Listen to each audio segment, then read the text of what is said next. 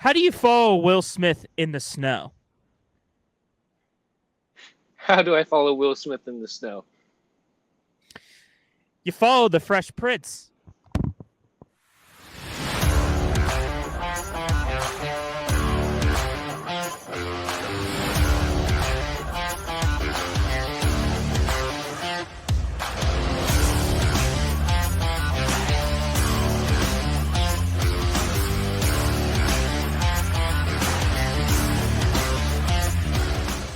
In West Philadelphia. I was not born and raised because I'm from Pittsburgh.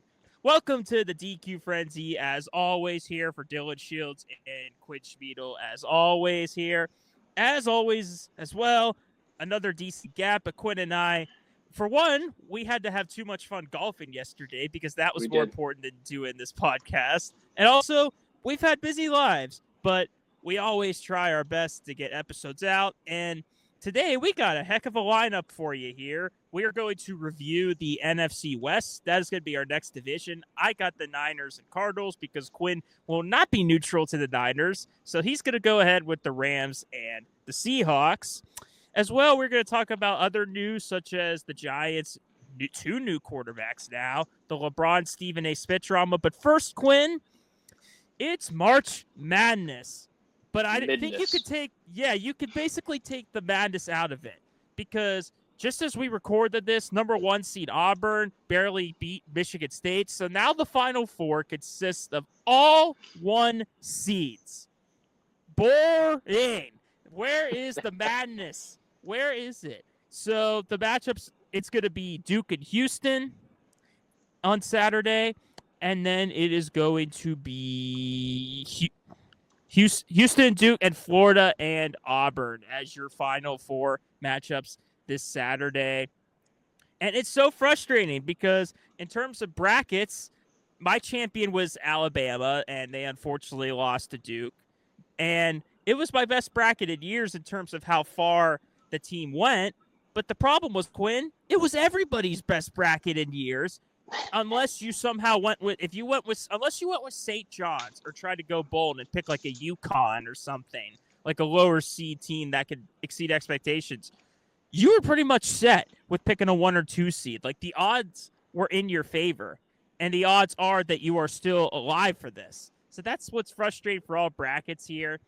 I will say it was kind of due for this to happen. There's been so many consecutive years of madness. Like just a couple years ago, we had like a 15 seed make it all the way to the Elite Eight, and we've had like underdogs make we had like a couple years ago a crazy Final Four of like a 9 and 8 seed, and it was insane the past few years. So it almost felt like this was bound to happen, is all 1 seeds, but.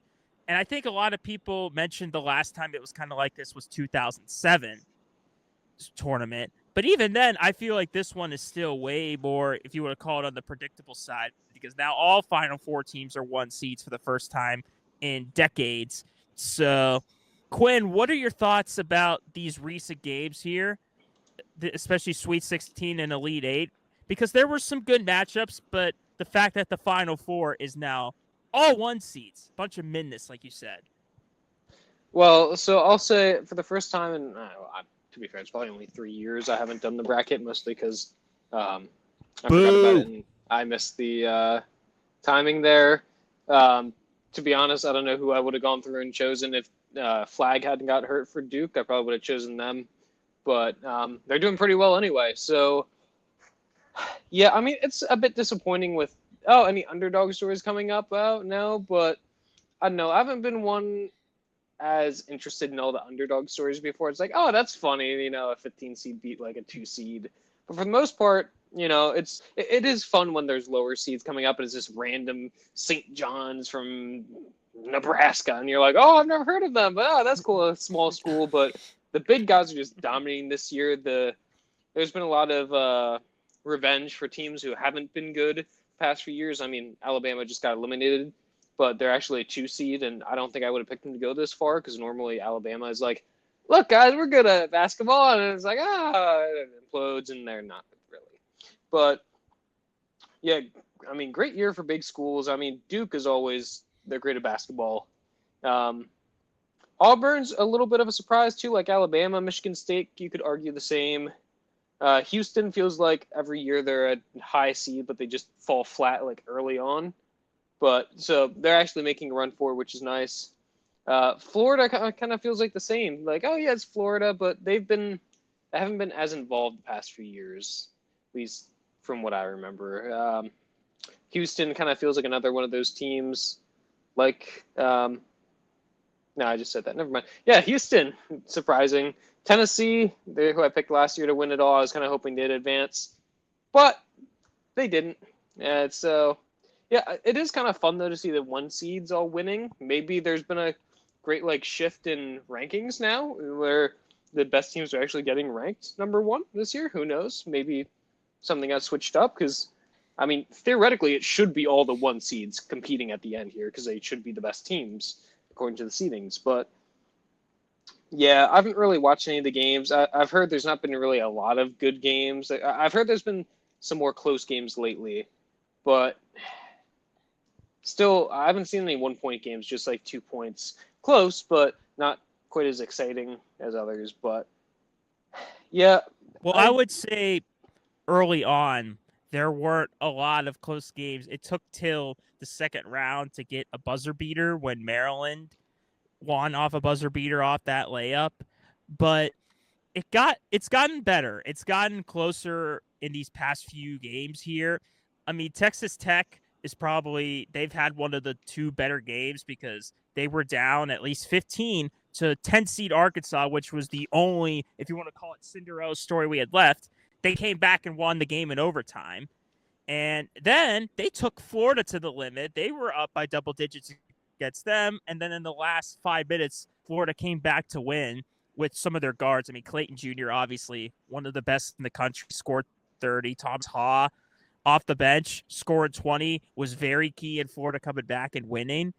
But yeah, it's scared a lot of fans because Florida, I think, was one of the perennial favorites. I think if you're going to go with any 1 seed that I think has played the best and I think is the favorite to win it all, I think you got to go with Duke. The Cooper Flag injury at the beginning of the tournament scared people, but Cooper Flag was healthy. He played through it, and now he's healthier than he's been all season. And Duke has looked great. Alabama looked completely outmatched in that game. They kind of rely solely on the 3-point game. They don't have much of an inside game. Sears struggled. He had over 30 points in their Sweet 16 game against BYU. He had 6 against Duke because Alabama is just a smaller team than Duke. Duke's team, like a lot of these announcers throughout the tournament love to joke about wingspan of basketball players and how important it is. But it is. When you're going up to block shots, especially 3-point shooters, if the players that are shooting it are significantly smaller, they're going to struggle. So Sears struggled. Youngblood struggled. Like Holloway, who had a big game against BYU, struggled. I mean, and honestly, in terms of the score sheet itself, you're not going to be wowed that much because college players don't exactly put up NBA stats. But when you watch a guy, especially like Cooper Flag play, when you look at the eye test, he is unbelievable. Cooper Flag's one of the best defenders in the country. He was locking down Bama's players, had 16 points along with 9 rebounds. But besides the good guards Duke has, they have like some tall players. So they had a lot of block shots, and they were just fourth of a show there for the Duke Blue Devils. Or sorry, for the Crimson Tide there. But yeah, Duke definitely looked the most dominant. Everybody else, you could take it or leave it. Houston's kind of like you said, Quinn, the team that's usually just always there. They're another team that just relies on big guys and big centers, and they find a way to get it done. Again, Tennessee, more of a 3-point shooting team. That's kind of the theme, that you kind of need big power forwards and centers to get past everybody, and Tennessee was outmatched. Michigan State took it to Auburn. That was probably one of the even matchup of the Elite Eight, but when you got a guy like Broome, who's one of the best players in the country, then you got the advantage. And he didn't disappoint with 25 points. And it just wasn't enough for Michigan State to win. So, yeah, there were some good matchups overall. It got a lot closer as we got to the Sweet 16 and Elite Eight. Like, Houston had a close one with Purdue. They had to win at the buzzer. Michigan State barely beat Ole Miss. So, Yeah, it's just if you love Cinderella stories, you're going to be underwhelmed by this year. But the Cinderella stories usually come crashing down at the end anyway. There hasn't been one that's really won it all. Ever, or at least in the past century, or not century, but like past in the 21st century at least. A So long, long time. yes, a long, long time. But if you're looking for great matchups here, then watch the Final Four next Saturday, because both of these matchups should be, especially Houston Duke, that might be one of the better games of the year. And it's very unpredictable. But right now, I'd put my money on Duke, but we'll see Yeah. when it comes. So we got to switch over to the women's side of March Madness, because it's fairly been the same. It's been fairly predictable, mostly top seeds winning. I saw a game where UConn, who's a 3 seed, beat a 10 seed like at least like 100 something to 30. Like, it was unfair. Like, some of the first round matchups of the women's tournament, it was ridiculous to see, but it was crazy. It got a lot 103 to more 34. competitive, obviously. Yeah, it was. Jeez, it was ugly, but yeah, there was some rumblings, and it was a good Sweet 16. They're a little bit farther back than the men's is. They're still heading towards the Elite Eight. For their purposes, Juju Watkins is one of the best players in the country. Got hurt a couple weeks ago for USC.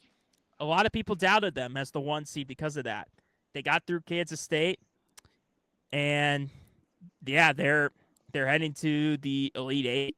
So yeah, good for them. They got UConn tomorrow. That's going to be a little scary matchup because they got Paige Buchers, one of the best players in the nation. So we'll have to see about that. TCU Texas is the other one. But guess what, Quinn? It is literally carbon copy, the same seedings for all 4 games of the Elite Eight that the men's was. 2 versus 1, 2 versus 1, 2 versus 1, and then 3 versus 1 for one of the games. It is the same thing. And that is crazy. South Carolina, defending champs, they won today as well. They're I'd say they're maybe the favorites besides maybe UConn or Texas, but it's pretty much the same thing as the men's tournament, where it's so competitive at the top because there's so many top-heavy players from the country. I can argue that NIL has something to do with this. I think one of the players, I forgot who, but she apparently, ESPN recorded the stat that she's the first ever player to reach the Elite Eight on 3 different schools. She has been in 3 different schools in 3 years. And you can't tell me that doesn't have to do with that NIL check that they give you. So I definitely think that has a lot to do with both the women's and men's, why maybe parity, if you want to call it that, isn't there. But Quinn, would you agree with me? You think NIL has a stake on the college, not just basketball, but sports landscape in general? And we have resumed our recording. Apologies due to bad internet connection and bad weather also hitting the area. I have moved back inside here. I just really wanted to try to get a cool background and do something cool, but I guess I can't have nice things here. But we have resumed. So we were talking about the NIL and the impact that it's had on college sports, especially this recent tournament. So what are your thoughts about that? Yeah, I definitely think it impacted things. I mean, it's hard for it not to. I mean, if you can just, yeah, it gives players an easy way to transfer schools and kind of just trophy hunt. And I mean, it's great for stat padding and getting drafted, which is going to make everything more complicated for the NBA too. Okay, they're really good and they're good on different teams, but there's also a lot of talent all around them. What would they do on a smaller school that doesn't have as much talent? Would they be able to raise their whole team up like we've seen some players do in the past, even with like mediocre talent around them? Can they do it? I mean, we had that guy from UConn a few years ago. I forget his name, but he was very good and he got drafted, and he had good talent around him. and some other stars, but I feel like for the most part, he was the main guy there. And to be honest, I haven't kept track of how he's doing the NBA. I'm not sure, but you can see with like Blanchero from who's now with the Magic. He used to be with Duke, I believe. Star He was player really there, yeah. Yeah, he was the star, and he's had a bit of a rough time getting into the league, but he's been starting to do better, and you can see that he has the talent to potentially be really good, although he hasn't shown the flashes that other rookies have. Well, from his rookie year and onwards, that the other young players have. But yeah, I think it definitely affects everything, and it screws with the NBA, and it's going to make drafting potentially harder. I don't know, but that's the NBA's problem.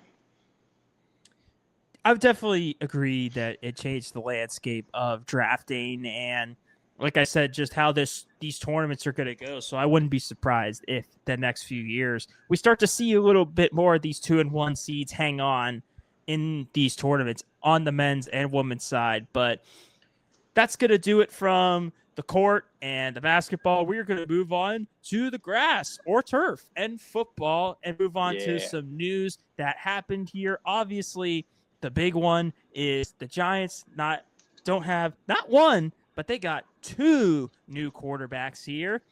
They have signed Jameis Winston to a 1-year deal, and they have also signed Mr. Dangerwitch himself, Russell Wilson, to a deal here. 1 year, $10.5 million free agent deal. So the Giants now are stuck with 2 quarterbacks here, and a lot of people fantasy-wise aren't happy with that because Jameis is usually one of the more fantasy-friendly quarterbacks in the entire league because he is a guy who likes to throw a lot of 4 verticals and throw deep down the field. We saw how Jerry Jeudy benefited from Jameis Winston this year in fantasy. He was one of the best fantasy receivers in football.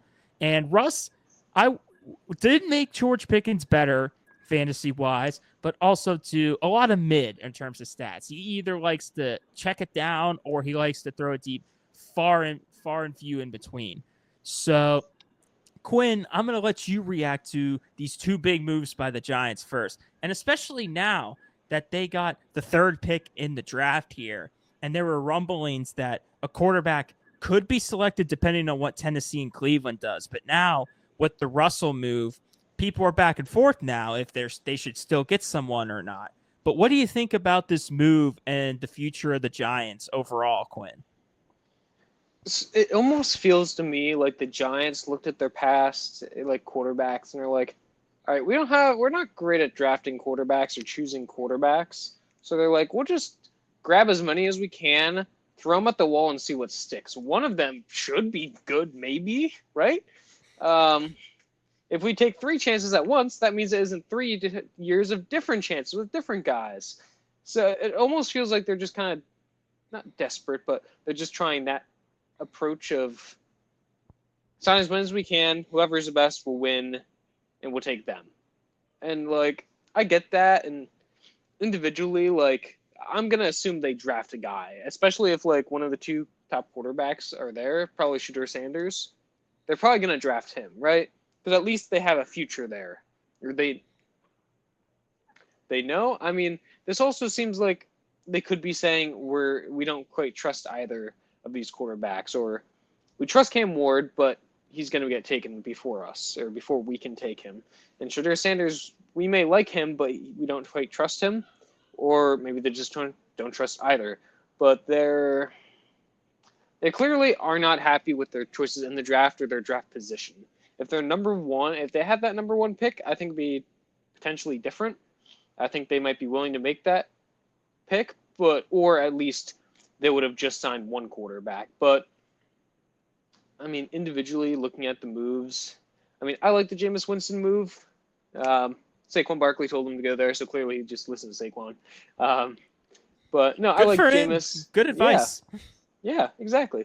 Jameis seems like a really nice guy. I like him. I think he's had an interesting career. I mean, with Tampa Bay with the 30 touchdowns and 30 interceptions, I think he's gotten a lot better, but he hasn't really gotten the starting job. And he did well at Let's some games remember in he was Cleveland, the but number 1 overall pick in 2015 as well. yeah. Probably been So journeyman at best. yeah. So I think he does deserve a shot, but this feels like, oh, the Giants are telling him he's going to get a chance to just fully start, and then they signed Wilson. It's just like, okay, well, I guess he doesn't get a chance to start. So much for that. I mean, on the other hand, Wilson, I really think your Steelers should have kept Wilson. It seemed like they might, too, when they signed Metcalf, but why do that? Now you're very likely to get Aaron Rodgers? I don't know. But, I mean, the Wilson, he played well for the Steelers. But if I'm a Giants fan, I'm like, oh, boy, I want a quarterback for the future. I see Russell Wilson, you're paying him $20 million or something. It's like, that's not so exciting. That's not really what I want to see. I mean, maybe he'll be the old Russell Wilson from Seattle, but it seems more likely that he'd not, due to the time he's been away and just time being bad in Denver. So, I don't know.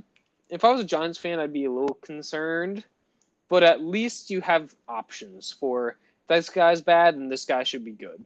So, I mean, emotionally, I think I would like to see Jameis start and get like a full fair shot at a full season. But because they got Russell Wilson, I'm expecting Russell Wilson to get most of the playing time. Maybe Jameis will get some games, but yeah. I don't know what the Giants are doing with this move. I personally don't with this Russ move, especially with the money they paid him. They paid him significantly more than Pittsburgh did. I understand this quarterback class isn't that great. I think the consensus is Cam Ward's the favorite to go to Tennessee. I've heard a lot of rumors that Shadir might fall, but if that's the case, what the hell's Cleveland doing? Are you going to go with Kenny Pickett as your starter? Really? Yeah. Wait till Kenny next Pickett. year? Kenny Two Gloves? Is Super Bowl champ Kenny Pickett? Is that your choice? I don't know what Cleveland's thinking if they don't pick either Ward or Shadir, depending on who's available. So that leaves the Giants in limbo, and I get that.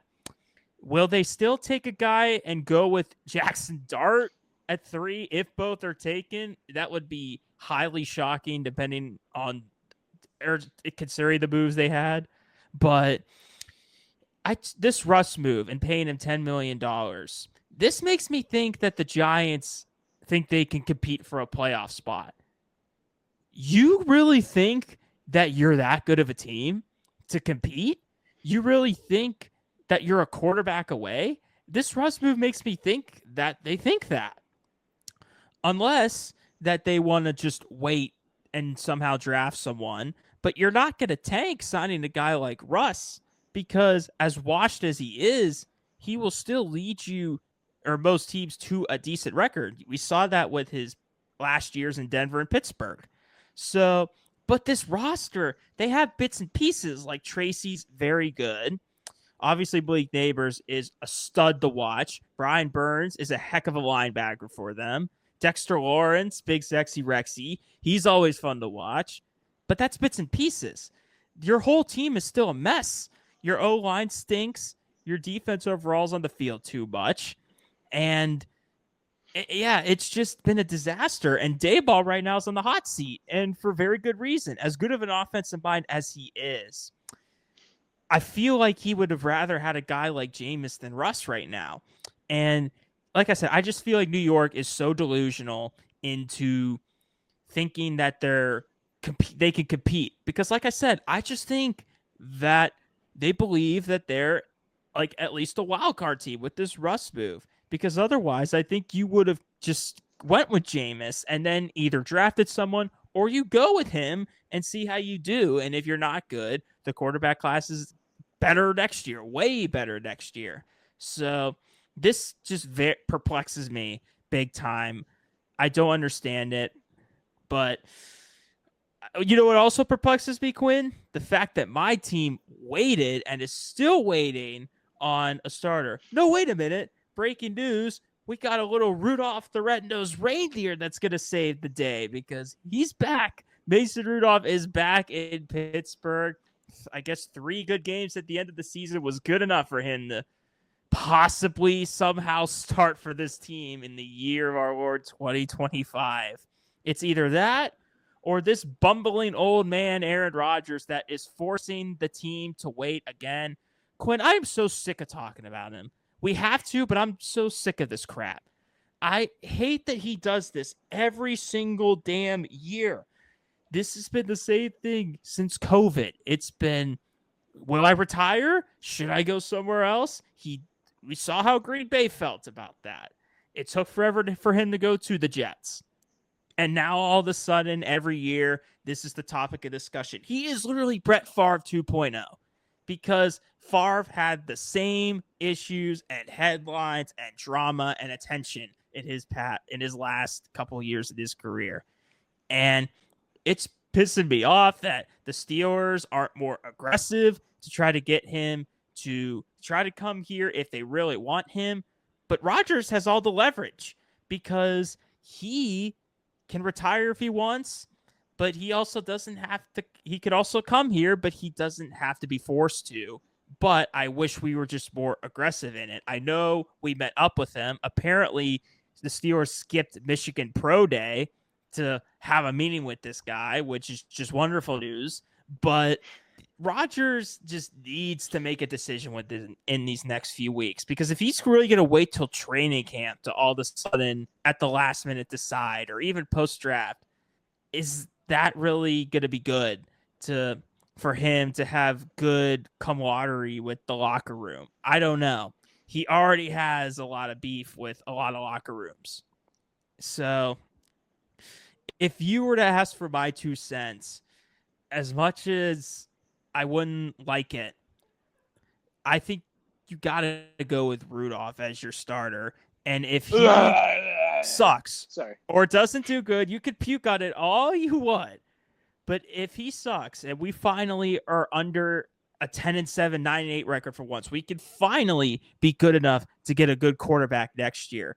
People are even saying take a shot on Jackson Dart or Quinn Ewers for the Steelers. I don't know what to think about that.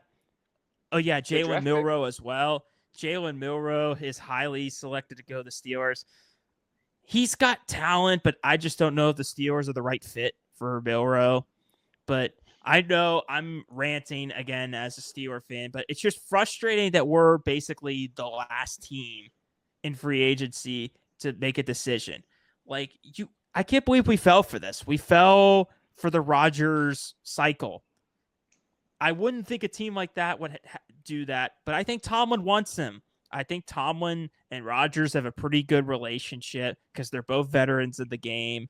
So, and for people that are saying that Tomlin has no stake on the team, bullshit. I've heard that so much from Pittsburgh media. Bullshit. Tomlin has enough tenure to the point where he definitely has say on who he wants on his team. So, as much as Rodgers would make the Steelers better than Mason, I don't think he would make the Steelers much better than when we had Russ around. I really feel like it's just the same old wild card at best and probably lose to a more elite team. So I say go with Mason. Yeah, I mean, I think if you went with a rookie that you drafted this year, like Jackson Dart, for instance, or Quinn Ewers, let's say, your record would probably be bad, which means you could draft a different rookie quarterback the next year and get a better one, arguably. But then it's just kind of like, oh, yeah, you just have another backup now, which, I mean, backups are good to have. But, yeah, you make a good point with, I don't know how much better your record would be with Aaron Rodgers compared to what it was last year with Russell Wilson. I mean, maybe you can win a Super Bowl. That's what Rodgers wants. But on the bright side, I don't think you're going to have to worry about Jordan Love doing the same thing, because I don't think he's going to be as good as Aaron Rodgers or Brett Favre. I absolutely agree with that. It's just a weird situation in Pittsburgh with the quarterbacks, and you're not used to it because you've had all these years of Ben. So you're like, oh, we're all good. We got sustainability at quarterback. Now that he's gone, I feel like the team has had, since Kenny left, has had no clue what to do. And I said it before, it's trying to fix a puzzle and trying to add a piece, and that's not good. And this is another team similar to the Giants that I think is delusional in thinking they're one quarterback away from a Super Bowl when they have multiple glares on the roster that they have to fix. We saw how they lost to the elite of the league their last 4 games.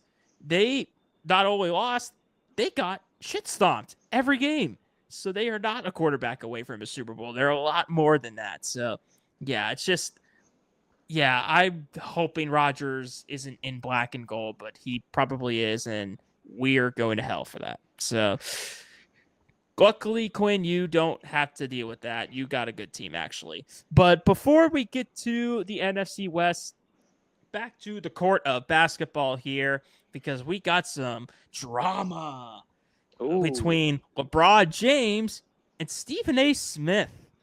And this goes back to Bronny Jr., LeBron's son, being criticized all of the years, and Stephen A. being one of the biggest criticizers of Bronny.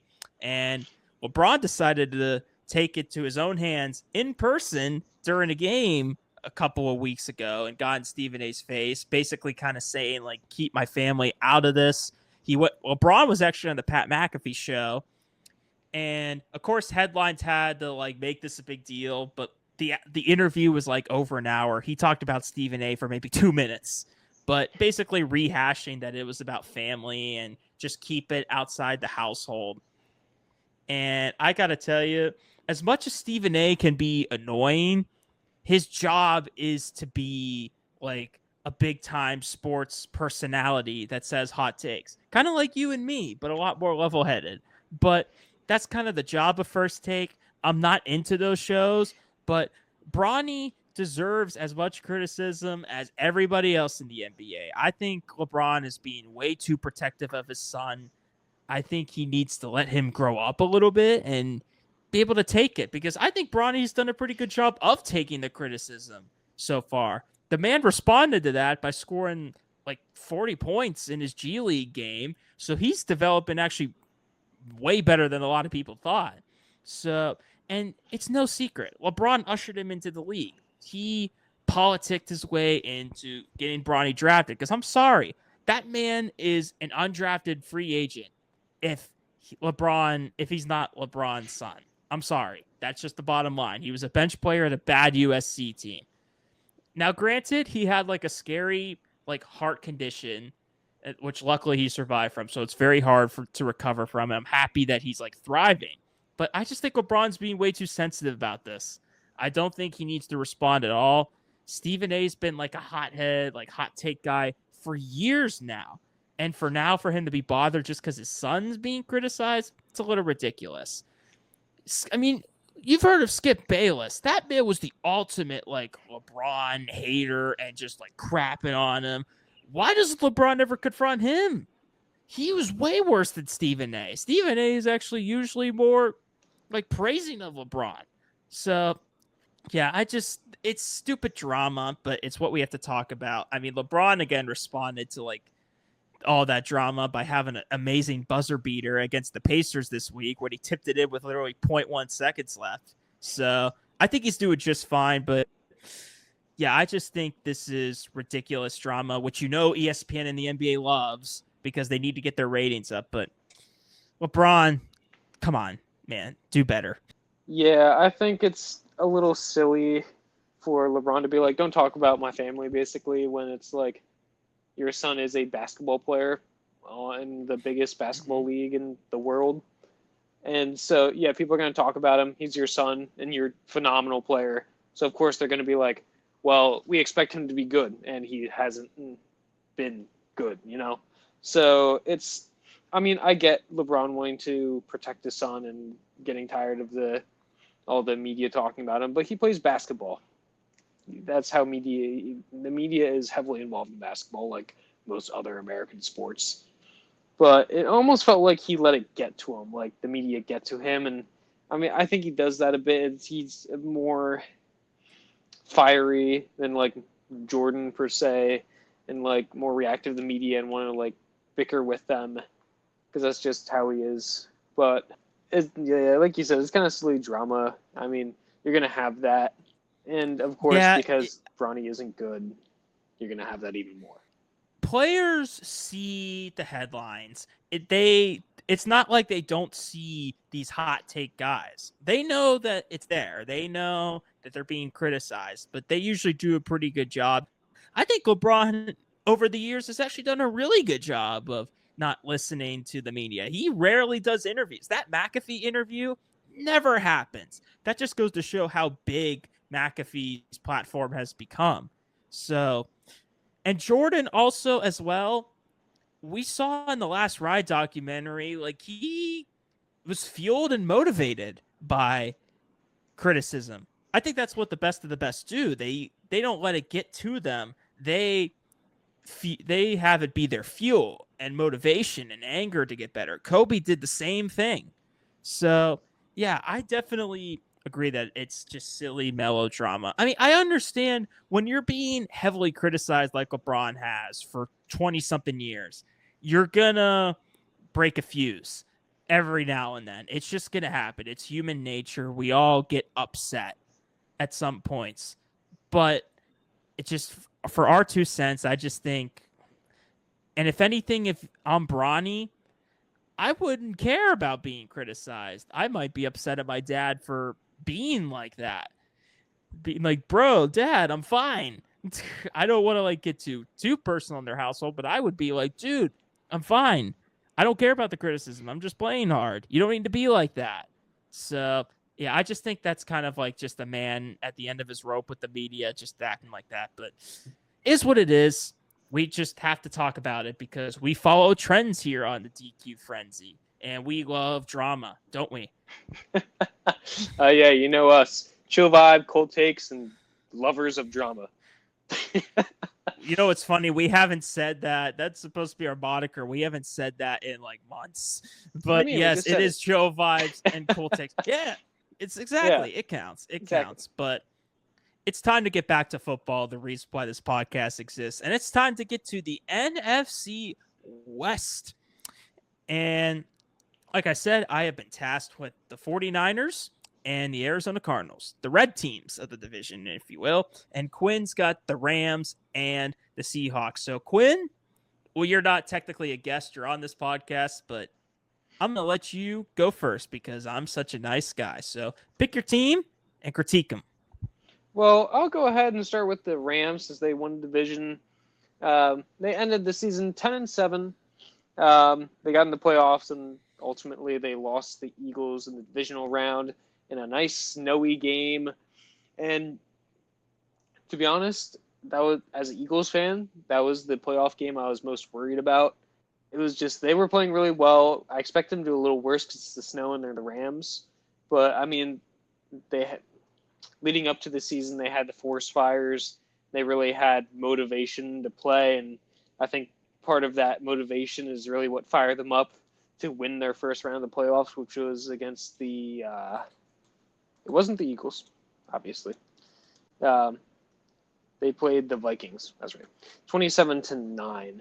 So they really had that fuel to win, and unfortunately, it ended. Again, it's against the Super Bowl champions, so that probably has some reassurance behind it. And they've been doing pretty well this offseason. I mean, they said they got rid of Cooper Kupp, which they said that early. They kind of flirted with the idea of getting rid of Matt Stafford, which they didn't. But overall, I think they have a very good team, especially of young guys. I mean, Puka Nacua and Kyron Williams, they're in the I believe both second years of their career. They've also just got Jared Verse, and who's kind of taking over the Aaron Donald field, and I believe it was Brandon Fisk as well. They got rookies, been very good, both contenders for Defensive Rookie of the Year. Their defense didn't really start off too great the year, but they got better at the end. They played the Eagles in like week 10 or 11, I believe, and the defense wasn't great. They let 2 long Saquon Barkley touchdown runs. And I believe 2 of Barkley's highest rushing total games. And Barkley did it again in the playoffs, which, I mean, it's hard. I mean, the Chiefs were able to stop Barkley, but at the expense of a Super Bowl and the offense, just the rest of the offense popping off. But the Rams, I think, had a pretty darn good season overall. I'm sure they would like to get farther. I'm sure they could have gotten farther. I mean, I think they probably could have beaten Washington if they got there and then gone to the Super Bowl. I don't know if they could have won it, but they did well. They did start off the season 1-4, but they climbed all the way to top the NFC West. And we'll talk about their competitors a little more later, because this division was a whole mess this year. Everyone went in thinking the Niners are going to win it, and it was just like, no, not at all. I think the Seahawks had the division for maybe a week or two, and they could have had it towards the end of the season. They fell short. The Cardinals had it for a few weeks. The Cardinals looked like they could win it for a few weeks, and then the Rams came in and took it away. But yeah, for the first time in many, many years, the Rams swept the San Francisco 49ers. Again, we'll talk about them later. But there's lots of quotes about, like, we're the big brothers now. But, yeah, the Rams really had a complete season overcoming that 1-4 loss, the forest fires. They did have a negative point differential coming into the playoffs, which wasn't great, and we kind of saw what happened. I mean, they didn't play like they had it, but it wasn't great. They did have a lot of injuries in the beginning. Darius Williams and John Johnson missed a lot of time, so younger players had to step into key roles and probably weren't as ready as they should be, but that's what happens sometimes. They got blown out 41-40 against the Cardinals with Kyler Murray and Marvin Harrison Jr. One of Harrison Jr.'s few, like, really good games. But other than that, their free agency hasn't really been great. They really haven't made any signings. I mean, they got rid of Kupp, which they wanted to do.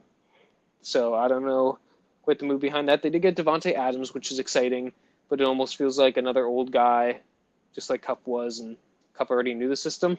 But I guess money, well, I don't even know. Money-wise, maybe Kupp was more, hurt the team more with Cap and what they wanted to do. But, yeah, Rams and the Rams fans should be pretty happy. They have a lot to look forward to with their young core. Aaron Donald being gone obviously sucks, but they got some guys to fill in that role, and we'll have to see what they do. Draft-wise, they had the 26th pick because they obviously were in the playoffs, made it to the second round. According to PFF, their positions of need are tight end, tackle, and linebacker. There's the top tight ends in the class are probably going to go way before that, way before 26. So tight end isn't really a great option. I mean, Higbee, to be honest, I'm not sure what his contract situation is right now. I'm assuming he might be a free agent, hence the need for it, or they lost somebody else and they need to get somebody in. But honestly, building up your offensive line is probably a good strategy they need. And I'm sure, well, tackles get taken quickly in the first round, I think. But they could probably still get a good player later on at 26 or potentially trade up, maybe. They could also trade back because I don't think they have many picks this year. So they trade back, get capital, and probably get still a good position and player in round one. But they don't have a ton of needs. But, cornerback wouldn't hurt. I believe there's projected to be a good amount of quarterbacks later on in the draft that are available at that point. Some latest mock draft has them trading with the Chiefs, and then at 32 or 31 taking a safety. But pretty good season. I think they're very promising. We don't know how much time they really have left with Stafford, though. So they're going to need a quarterback eventually. Maybe they'll try and take somebody in the second round, or maybe they'll do some special move next year to get one of the really good quarterbacks. But, yeah, pretty good season for the Rams. I would be happy as a Rams if I was a Rams fan. Division winners. Can't be wrong with that. They definitely took Philly to the limit more than any other team that played them in the postseason. So, yeah, high praise for them. And pretty much everybody else in the division, they need a lot of work, especially the San Fran 49ers. Yes, they are going to be the next team here. And it really gave you 2020 season vibes, but much worse. Back in COVID, when they had a lot of injuries, it was a complete disaster. Like over half their roster that year was on IR, and they were like 6-10. And it was a lost season, and it was a hangover. Guess what? Another Super Bowl loss hangover cursed the Niners again this season. Just seems to be the worst luck with them. And another season where injuries have absolutely killed them. I mean, Ayuk, when you signed him to that deal, he disappoints for the first few weeks, and then he's out for the season. You know that's a bad start. I mean, McCaffrey thought that whole deal was just the weirdest stuff to talk about on this podcast when it was at first announced that like on that Friday, or sorry, Jordan Mason knew on Friday before the Monday night game that he was playing. Yet they didn't announce till a few hours before the McCaffrey was out. And it's like, what are we doing, Kyle Shanahan? And then it went from, oh, he'll be out for a few weeks to he's out forever. Because he didn't even play until the Bills game in week 13. And all these treatments that he was getting, like I think he went to like Germany or something to get treated. I don't know if stem cells were involved or something like that. I think so, yeah. To recover. So it was just odd, like all these news from him. And Mason held his own, but I mean, when you don't have McCaffrey, it's going to show. And it definitely did. And that meant that Purdy and maybe the passing game had lift the weight, and it was kind of just average. Purdy also did not play every single game. Dobbs had to step in a couple times and play. Brandon Allen played a couple games as well. It was just an injury-riddled mess of a season for them. I mean, I don't even know if you could say worst loss. Probably just that 3-game stretch where they lost to Seattle, and I think Purdy might have been injured that game. Then they got blown out by the Packers and Bills. Probably another one, probably the worst loss was the Thursday night loss to the Rams. It's in the picture above of Debo dropping like could have been a big gain pass, but then he was just like, oh, he was so pissed at himself. And yeah, losing 12-6, that's probably as low as it gets against the Rams team that has owned you pretty much a good bit over the past few years. It used to be the Niners, and now it seems like it's gone to the Rams side in that case. And stats-wise, again, just not wowed by anything. Like, good production from Mason. Purdy did fine, but for a man that's supposedly going to be getting paid this year, and looking at the quarterback market, he might be paid more than maybe a guy of his quality should. It's a little concerning. It's getting to the point where Niners fans are even considering, like, is it even worth keeping him or paying him, which is crazy that's being discussed, but there's a reason for it. It's because of this season. So, and it's not just the injuries. Quinn, they lost a shit ton of guys in free agency.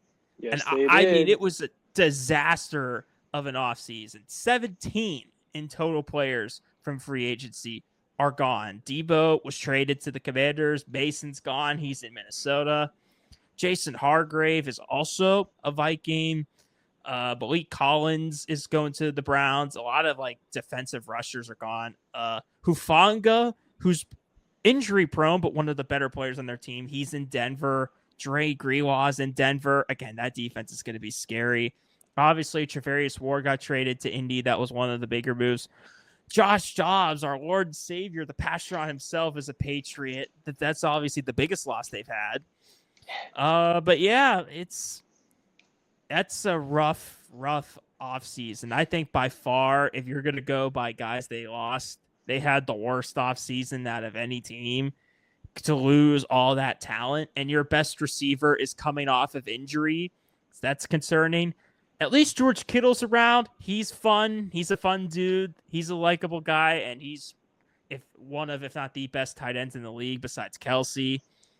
So they obviously like have a lot to have. They have a lot of guys, but they also have a lot of holes on the team. And NFC is getting a lot more competitive these years, so the Niners have to keep up.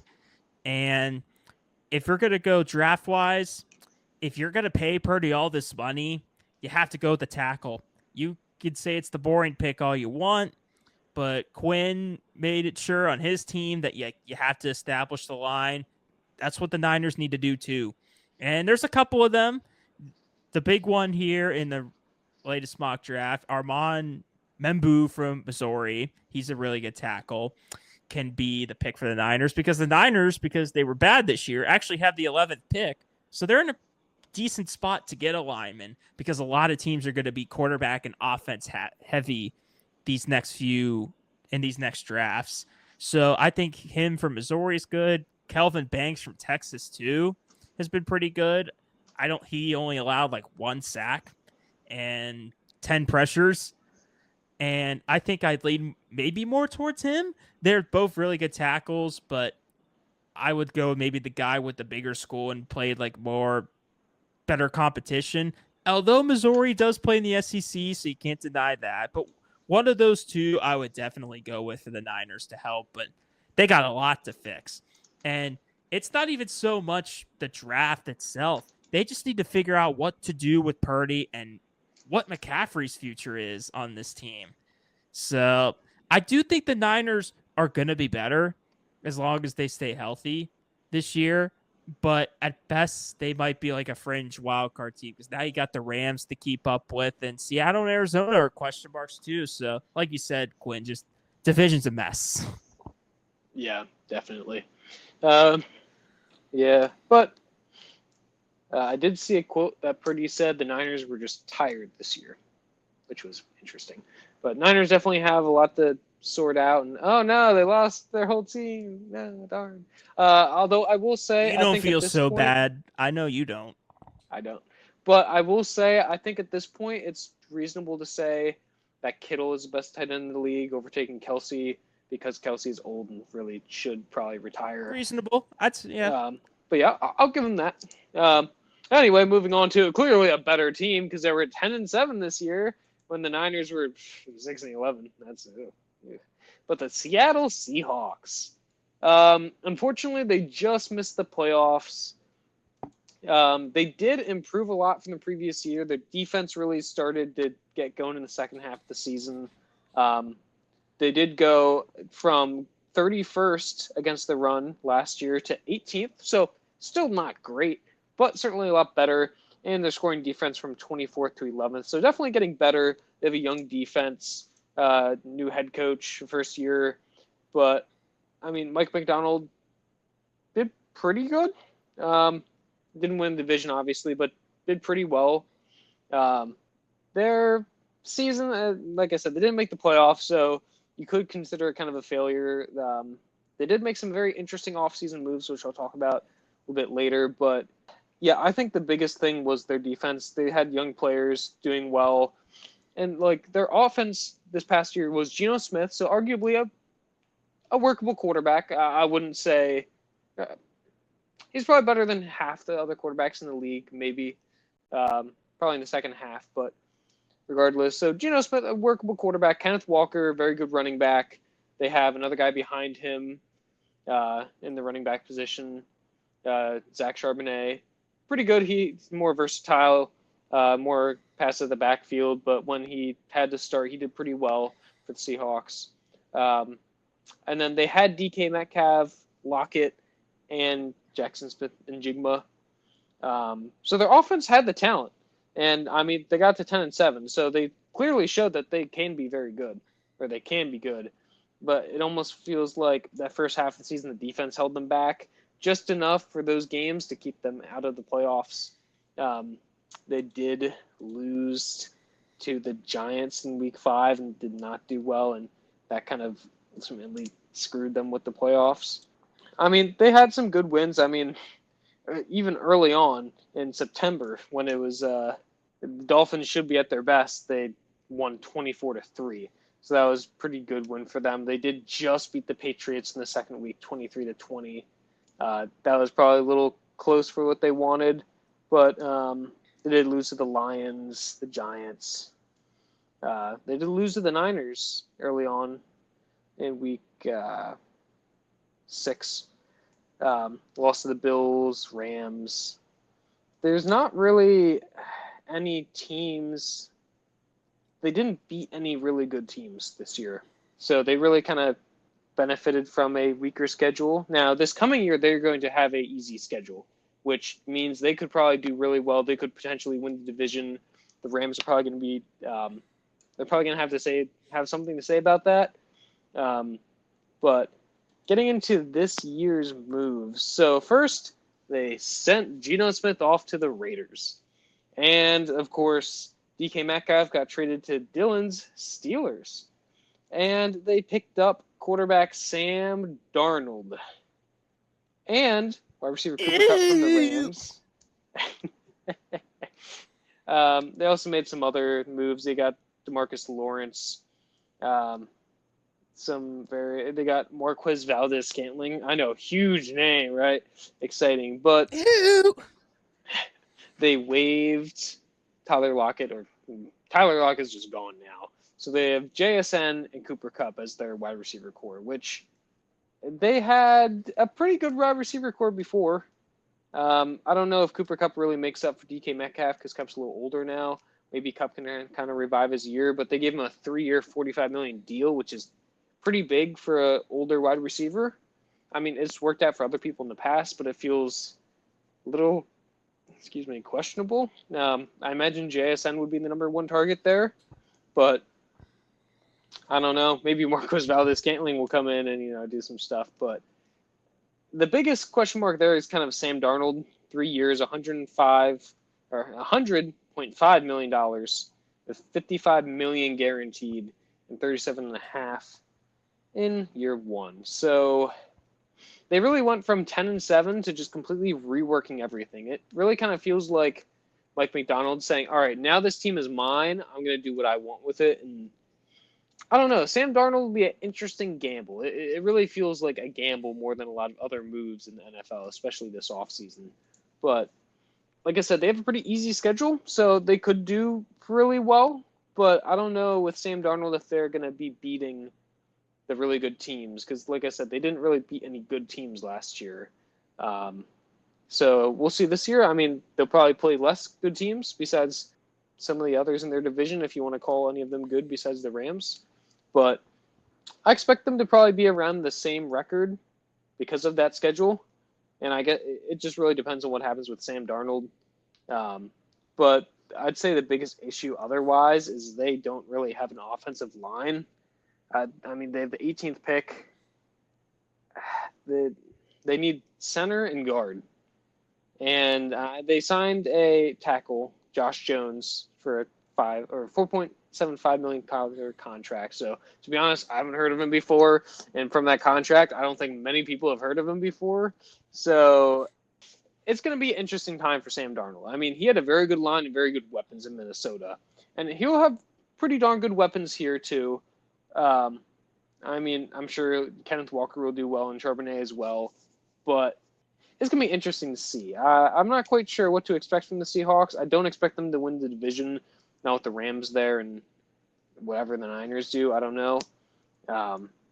But, yeah, with this draft, they really need to take offensive line help. They're at 18, so they can probably get someone good. They might have to trade up. It might not hurt, but I'm not sure about their draft situation or how many picks they have in later rounds. But it'll be interesting to see. So a bit of a disappointing season. They had a better record than before, but I can't imagine their fans. I imagine their fans are a bit divided with the whole quarterback switch up. I mean, clearly Geno Smith was not the answer forever, and he wasn't going to win them a Super Bowl. But 3 years with Sam Darnold, I don't know. I kind of rather draft somebody next year and not do so hot the coming year or trade up. I don't know. We'll see. Now, I did just remember some interesting news article, and this was total BS. But somebody suggested that the Cowboys trade for Christian McCaffrey. And since we just talked to the Niners before this, I started laughing when I read it because I'm like, God. There's no way. But yeah, Dylan, do you have any thoughts about that or anything about the Seahawks? Okay. Dude, you're only bringing that up because it's the two teams you hate the most, and it's like personal hell for you if this move is actually true. No, it's not going to happen. The Niners are not going to get rid of him just because of an injury scare last year, not to a team that they usually play every year. I mean, for Dallas, for once, I would actually agree with Jerry Jones doing that move. Who wouldn't want McCaffrey? I know the injury bug scares you, but we've seen the Cowboys running back in the past few years. But yeah, I agree with you. It's BS. Seahawks, Steelers of the NFC. Constant team of mediocrity every year, and it's just the same thing no matter what they try to do. So I feel like you said, McDonald's trying to take power and take the team to his own hands and try to change it around. Sam Darnold, though, as good as he was last year, you think he's going to change the fortune-year franchise with that disaster of an O-line? I don't know if that's the case, but we'll have to see. But yeah, interesting takes there and a weird ass headline there, Quinn. But I had to mention it was so ridiculous.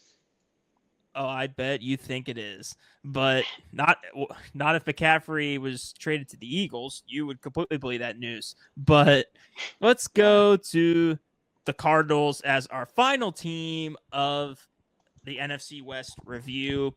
This was such a weird year because it felt like they got better, but the fans still were left disappointed. It was a bit of an odd year.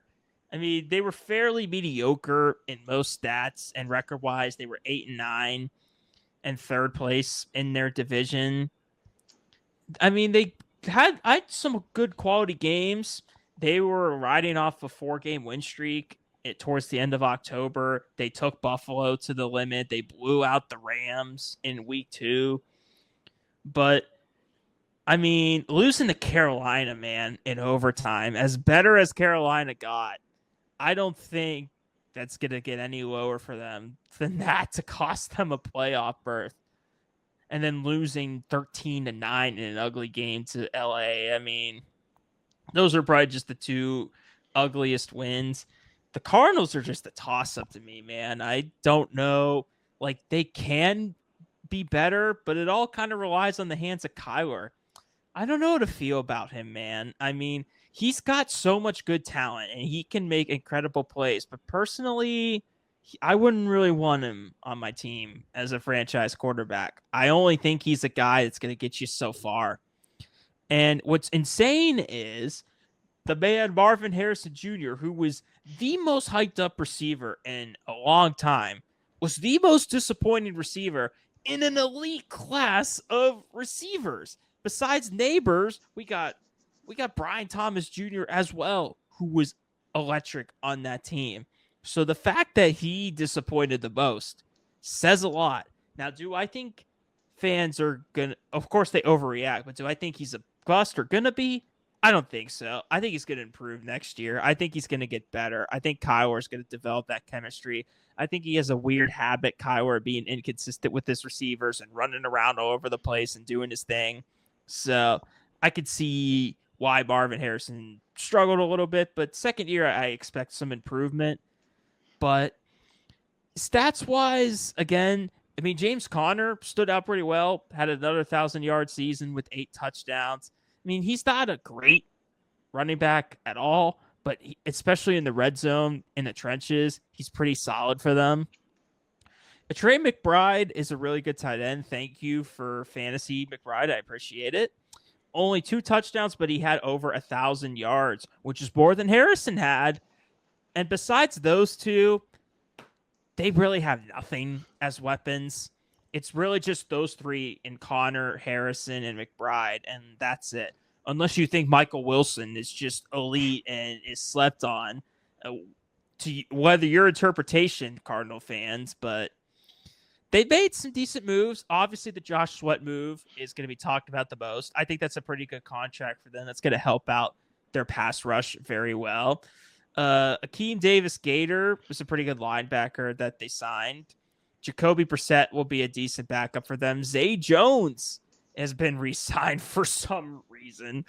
So it's very very kind of just average moves for the Cardinals, I would say, pretty much. And yeah, it's just hard to talk about them because you can't be like miserable at them from my perspective. Be like, oh, like they suck. They should fire everybody. They're nowhere near that. They're just they're average. Like Yeah, I they like just that. they. I just think again, it's in Kyler's hands. Like the dude needs to show development, or they need to move on from him if he can't get them to the playoffs in the next few years. But I definitely think they have the capability and the talent to do it. But going to the draft, they need defense. Their defense was rough last year. Really, really rough. Rankings wise, pass rush was struggling all season. And yeah, they ranked 26th in the NFL in pass rush. Secondary was really bad. They finished 28th in pass yards per game, 31st in success rate. So it's a bit rough. But I would say while a safety would be intriguing, Budda Baker is somehow still there. I don't know how, because that man wanted out of that team for years, but he stuck through it. He's a really good player. Maybe you could get some like short safeties in the draft, but those could be available later. I feel like an edge is very intriguing to me. There's a couple out of Alabama that look enticing. And, edge rushers in the first round usually do very well. It was a pretty good class this year. Hello, Atlanta Falcons, and missing that. But I think Michael Williams out of Georgia is one that stands out to me according to Pro Football Focus. He's really explosive edge rusher. Had 30 pressures, and with a Georgia team, to stand out on a Georgia defense, you're a good player. Hey, wait, Just Georgia ask players Quinn are Eagles. Ask Quinn's all about that. No, he's not going to Philly, Quinn. No, damn it. All the Georgia players are going to Philly. But he was very good against the pass, along with dominance against the run, and that's what Arizona desperately needs. So I think that's the pick. And yeah, I think we'll just have to see. It's just, again, like heads or tails, coin flip in the air for the Cardinals this year. They can be really good and be a decent seed and make the playoffs, and they can also underwhelm again. You just don't know what you're going to get about them, but it's all in number one's hands. Wake up, Kyler, and maybe grow a little bit taller. I mean, for God's sakes, Quinn and I are taller than you. But yeah, that's going to do it for our recap of the Cardinals. Quinn, anything else you got in mind for the Cardinals? Any takes? I think your expression of meh to describe the Cardinals is just really accurate. They've just been just kind of meh the past few years, just like 8 and 9, just meh.